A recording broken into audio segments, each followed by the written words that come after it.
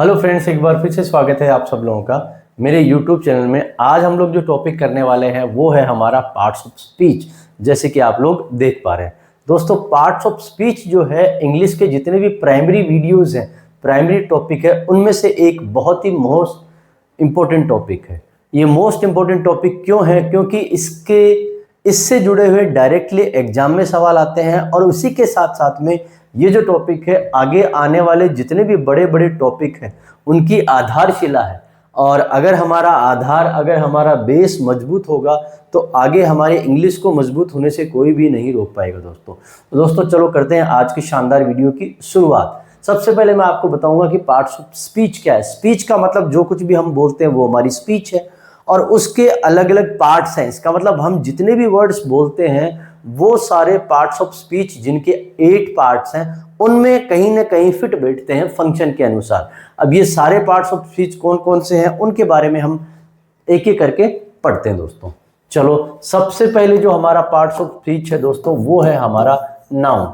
अब देखो, नाउन की अगर मैं बात करूं तो नाउन के बारे में अक्सर लोग ये बोलते हैं नाउन किसी पर्सन का, प्लेस का, थिंग का, क्वालिटी का नाम होता है। तो यहाँ पे नाउन को मैं शॉर्ट में डिफाइन करना चाहूँगा। अगर नाउन की बात करें तो नाउन एक नेमिंग वर्ड है। मैं आपको एक आसानी से बता रहा हूँ, नाउन जो है वो एक दोस्तों क्या है, एक नेमिंग वर्ड है। किसी भी चीज़ का नाम हो सकता है, ये पर्सन का हो गया, प्लेस का हो गया, थिंग का हो गया या क्वालिटी का हो गया। इसके एग्जाम्पल्स की मैं बात करता हूँ। अगर इसके एग्जाम्पल देखें तो मैंने एक लड़के का नाम लिखा है, उसका नाम है रमेश, ये हो गया है एक नाउन। एक सिटी का नाम लिखा, मैंने सिटी का नाम लिखा जयपुर, तो ये भी क्या हो गया है दोस्तों, एक नाउन।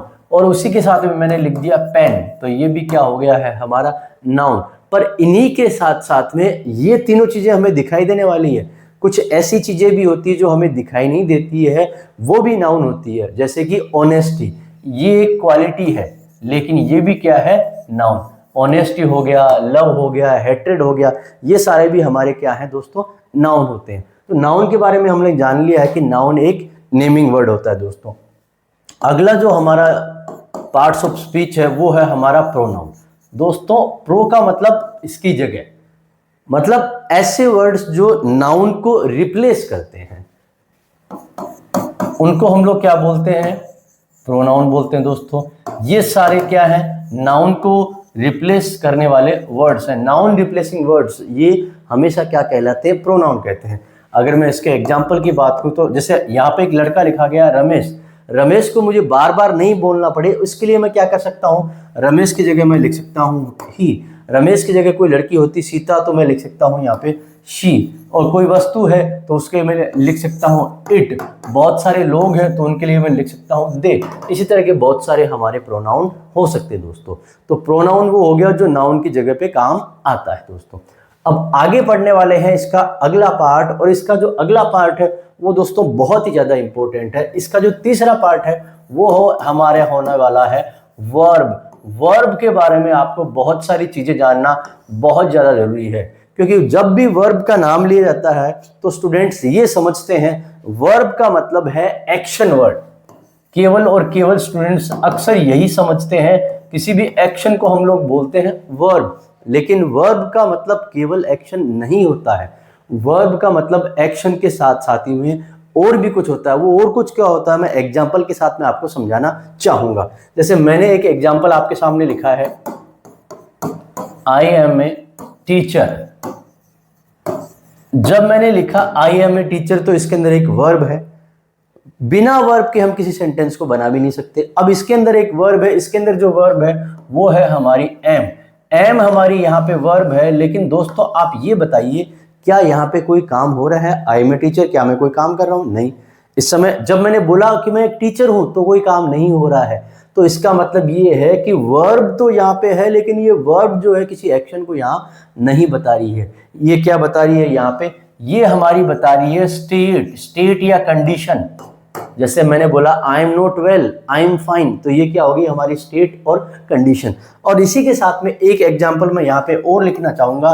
जैसे मैंने बोला आई हैव ए कार, तो क्या यहाँ पे कोई काम हो रहा है? क्या यहाँ पे ये हो रहा है कि आई हैव ए कार? नहीं यहाँ पे ये भी काम नहीं हो रहा है। तो यहाँ पे क्या हो गया है, यहाँ पे कुछ और चीज बताई जा रही है। और यहाँ पे क्या बताया जा रहा है दोस्तों, यहाँ पे जो बताया जा रहा है वो है हमारा पोजीशन।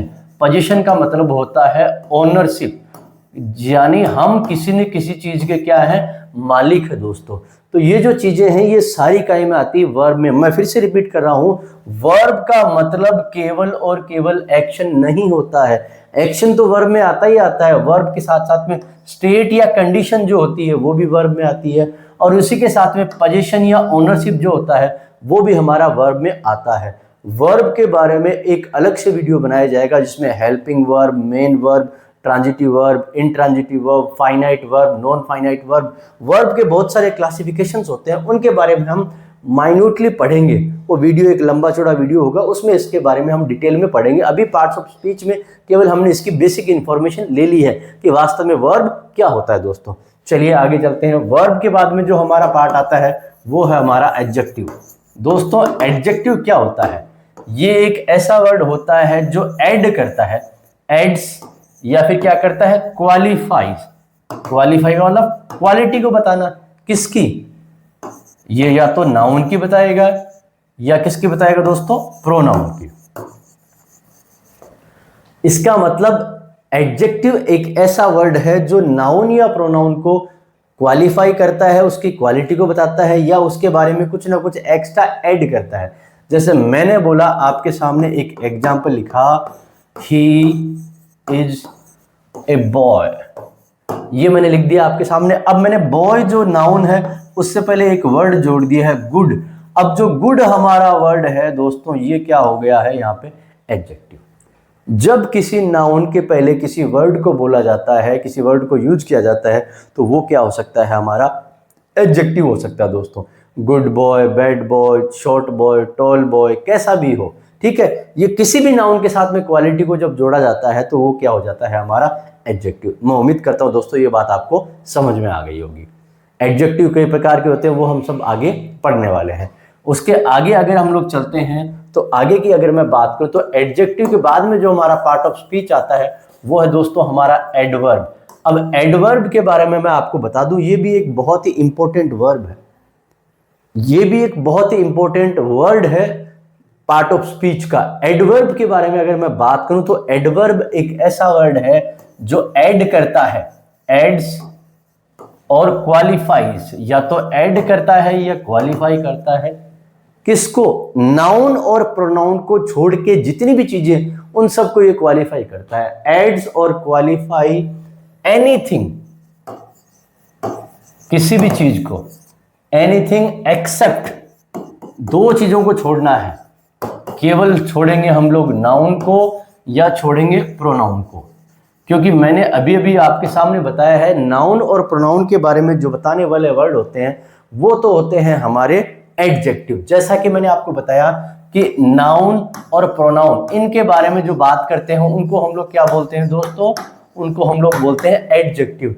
लेकिन यहां पे हम लोग जो पढ़ने वाले हैं वो है हमारा एडवर्ब। अब एडवर्ब जो है वो किस तरह से काम करता है ये मैं आपको एग्जाम्पल के साथ में समझाता हूं।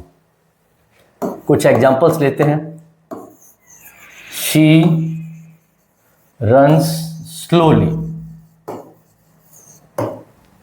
यहां पे अगर मैं सब्जेक्ट की बात करूं तो सी हो गया हमारा सब्जेक्ट दोस्तों। अब वर्ब की बात करूं तो ये हो गया है हमारा वर्ब दोस्तों। अब ये किस प्रकार से दौड़ती है, ये वर्ड हमारा कौन सा बता रहा है, स्लोली जो वर्ड है वो हमें बता रहा है कि वो किस प्रकार से दौड़ती है। तो ये किसको क्वालिफाई कर रहा है, ये क्वालिफाई कर रहा है एक वर्ब को। तो इसका मतलब वर्ब को क्वालिफाई करने वाले वर्ड जो होते हैं वो क्या होते हैं, हमारे एडवर्ब। ये हम पहले ही बात कर चुके हैं। अब इसी सेंटेंस में मैं थोड़ा सा बदलाव करता हूं, और थोड़ा सा बदलाव करने के बाद में मैंने इसमें लिखा है शी रन्स वेरी स्लोली। अब यहां पे जब मैंने वेरी लिख दिया है तो वेरी किसको क्वालिफाई कर रहा है दोस्तों, वेरी हमारा क्वालिफाई कर रहा है यहां पे एडवर्ब को, क्योंकि स्लोली क्या है हमारा एडवर्ब, और वेरी जो हो गया वो भी हमारा क्या हो गया दोस्तों, एडवर्ब। इसका मतलब एडवर्ब जो है वो एडवर्ब को भी क्वालिफाई कर सकता है। मैं फिर से रिपीट कर रहा हूं, इस बात को आपको ध्यान रखना है। नाउन और प्रोनाउन को क्वालिफाई करने वाले वर्ड एडजेक्टिव होते हैं, और नाउन और प्रोनाउन के अलावा कुछ भी होता है उसको जो क्वालिफाई करने वाले वर्ड होते हैं वो हमारे एडवर्ब होते हैं। आपने देख लिया किस प्रकार से ये वर्ब को क्वालिफाई कर रहा है, आपने देख लिया ये किस प्रकार से एडवर्ब को क्वालिफाई कर रहा है। अब आप आगे देखने वाले हैं किस प्रकार से ये अन्य वर्ड्स को भी ये क्वालिफाई करता है। चलो एग्जाम्पल के साथ में हम लोग देखते हैं। मैं आपके सामने एक एग्जाम्पल लिखने जा रहा हूं, वो एग्जाम्पल है she is a very beautiful girl. दोस्तों यहां पे आप देख सकते हैं, यहां पे ये जो वर्ड है गर्ल, ये हमारा क्या है, नाउन या प्रोनाउन आ गया, और ब्यूटीफुल जो वर्ड आ गया है वो हमारा क्या हो गया दोस्तों, ये वर्ड जो हमारा हो गया है वो हो गया है हमारा एडजेक्टिव दोस्तों। अब यहाँ पे जो वेरी जो वर्ड है वो क्वालिफाई कर रहा है हमारे ब्यूटीफुल को, तो इसका मतलब इसने यहाँ पे किसको क्वालिफाई कर लिया दोस्तों, इसने यहाँ पे एडजेक्टिव को क्वालिफाई कर लिया दोस्तों। इसका मतलब एडवर्ब एक ऐसा वर्ड है जो वर्ब को क्वालिफाई कर रहा है, एडवर्ब को क्वालिफाई कर रहा है, साथ ही साथ में एडजेक्टिव को भी वो क्वालिफाई कर रहा है। अब एक अन्य एग्जाम्पल के साथ में मैं बताने वाला हूं आपको और कौन कौन से वर्ड हैं जिनको ये क्वालिफाई कर सकता है। एक एग्जाम्पल आपके सामने लिखते हैं।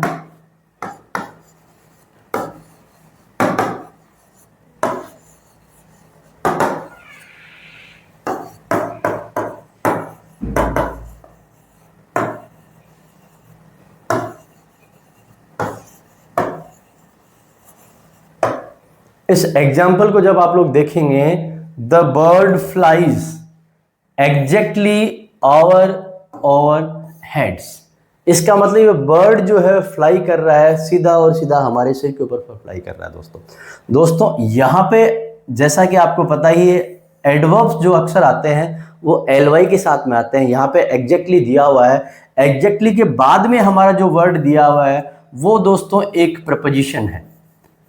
तो दोस्तों आपने यहाँ पे ये देख लिया है कि एडवर्ब जो है वो प्रपोजिशन को भी क्वालिफाई कर रहा है। इसका मतलब एडवर्ब अभी तक हमने देख लिया है वर्ब को क्वालिफाई कर रहा है, एडवर्ब को क्वालिफाई कर रहा है, एडजेक्टिव को क्वालिफाई कर रहा है, प्रपोजिशन को क्वालिफाई कर रहा है, और साथ ही साथ ये कंजक्शन को भी क्वालिफाई कर सकता है दोस्तों। मैं उम्मीद करता हूँ मेरी बात आपको समझ में आ गई होगी। नाउन और प्रोनाउन को क्वालिफाई करने वाले वर्ड हैं एडजेक्टिव, बाकी सारी चीज़ों को क्वालिफाई करने वाले वर्ड जो होते हैं उनको हम लोग बोलते हैं एडवर्ब। चलिए दोस्तों आगे चलते हैं।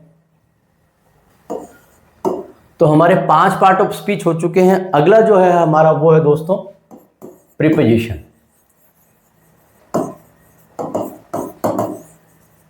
दोस्तों प्रीपोजिशन की अगर बात करूं तो प्रीपोजिशन एक ऐसा वर्ड है जो दो नाउन्स के बीच में क्या रिलेशन है ये बताता है।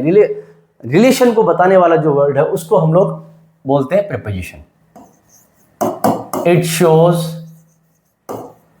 Relation between two nouns.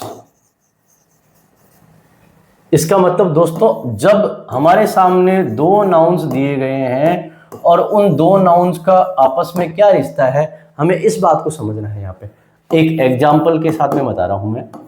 जैसे मैंने बोला we are sitting in a room,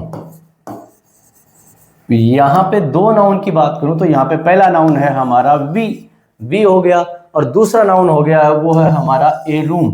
अब वी और रूम के आपस में बीच में क्या रिश्ता है, क्या संबंध है, उसको बताने वाला जो वर्ड है वो है हमारा इन। ये इन बता रहा है कि हम लोग रूम के अंदर है या बाहर है, ये हमें बता रहा है। तो प्रीपोजिशन का मतलब हो गया दो नाउन के बीच में संबंध को बताने वाला जो वर्ड है उसको हम लोग बोलते हैं प्रीपोजिशन। उसके आगे चलते हैं दोस्तों। आगे जो अगला वर्ड है वो है हमारा कंजक्शन। कंजक्शन क्या होता है दोस्तों? कंजक्शन एक कनेक्टिव वर्ड है, ये कनेक्ट करता है। किन किन को कनेक्ट करेगा? ये कनेक्ट कर सकता है दो वर्ड्स को या क्लोजेस को। दो वर्ड्स को ये जोड़ सकता है या दो क्लोजेस को जोड़ सकता है, दो सेंटेंस को भी आप लोग मान सकते हैं दोस्तों। जैसे कि एग्जाम्पल के साथ में हम लोग देखते हैं। जैसे मैंने बोला राम एंड श्याम, ये यहाँ पे दो वर्ड अलग अलग हैं, एक है राम और एक है श्याम, इन दोनों को जोड़ दिया है एंड। आगे कुछ भी सेंटेंस हो सकता है, Ram and Shyam are brothers, या XYZ, कुछ भी आप सेंटेंस को आगे बढ़ा सकते हैं। तो यहाँ पे दो वर्ड्स को इसने जोड़ लिया है। अब एक एग्जाम्पल और हम लोग देखते हैं। Ram reads a book but Shyam dances. Ram जो है वो एक बुक को पढ़ता है, लेकिन श्याम जो है वो क्या कर रहा है, डांस कर रहा है। दोस्तों यहाँ पे ये एक क्लोज है और यहाँ पे ये जो है वो हमारा दूसरा क्लोज है। इन दोनों क्लोज को भी ये आपस में जोड़ रहा है। तो कंजक्शन एक ऐसा कनेक्टिव वर्ड है जो दो वर्ड्स को या दो क्लोज को आपस में जोड़ता है दोस्तों। चलो दोस्तों, इसका जो अंतिम पार्ट है उसको देख लेते हैं। इसके अंतिम पार्ट में हमारा आ जाता है इंटरजेक्शन। दोस्तों इंटरजेक्शन की अगर मैं बात करूं तो इंटरजेक्शन क्या होता है दोस्तों? इंटरजेक्शन जो होता है वो हमेशा इंडिकेट करता है हमारे सडन स्ट्रॉन्ग फीलिंग को। अचानक से हमारे मन में कोई विशेष प्रकार की जो फीलिंग आती है उसको कहा जाता है इंटरजेक्शन। ये हो सकता है आपके सामने कैसी फीलिंग हो दोस्तों? ये हो सकता है सोरो की फीलिंग हो, ये हो सकता है आपकी जॉय की फीलिंग हो, जॉय का मतलब खुशी होता है, ये हो सकता है आपकी सरप्राइज की फीलिंग हो। ये जो फीलिंग्स होती है ये हो सकता है सोरो की हो, जॉय की हो या सरप्राइज की हो। इन तीनों में से कोई भी फीलिंग जब आती है तो उसको हम लोग क्या बोलते हैं दोस्तों? उसको हम लोग बोलते हैं इंटरजेक्शन। जैसे कि मैंने बोला ओ ही इज डेड, कि अरे वो मर चुका है। या मैंने बोला वाव टुमारो इज हॉलीडे, वाह मजा आ गया, कल क्या है, छुट्टी है दोस्तों। तो ये जो है हमारे एक्सक्लेमेटरी वर्ड्स हैं और ये हमारा एक्सक्लेमेटरी साइन है दोस्तों। मैंने बोला यहाँ पे एक वर्ड एक्सक्लेमेटरी। एक्सक्लेमेटरी और इंटरजेक्शन जो है वो बिल्कुल एक जैसे हैं, एक दूसरे को रिप्लेस कर सकते हैं। तो एक्सक्लेमेटरी वर्ड या इंटरजेक्शन लगभग एक ही बात है। ये पहले हम लोग पढ़ चुके हैं। जहां पे सडन स्ट्रॉन्ग फीलिंग हो उसको हम लोग बोल सकते हैं इंटरजेक्शन, और जहां पे इनके साथ में कुछ वर्ड्स आए और ये मार्क आता है उनको एक्सक्लेमेटरी भी हम लोग बोलते हैं। ये हम लोग पहले भी पढ़ चुके हैं। तो ये थे हमारे पार्ट्स ऑफ स्पीच जो लगभग 8 होते हैं, ये हमने पढ़ लिए हैं। जितने भी वर्ड्स हम लोग काम में लेते हैं वो सारे इनका कहीं ना कहीं हिस्सा होते हैं दोस्तों उम्मीद करता हूँ ये वीडियो आपको पसंद आया होगा। आप लोगों से यही रिक्वेस्ट है कि आप अपनी पढ़ाई पे बहुत ही शानदार तरीके से जोर दीजिए और अपना जो लक्ष्य है उसको हासिल करने का प्रयास कीजिए। Thank you so much friends.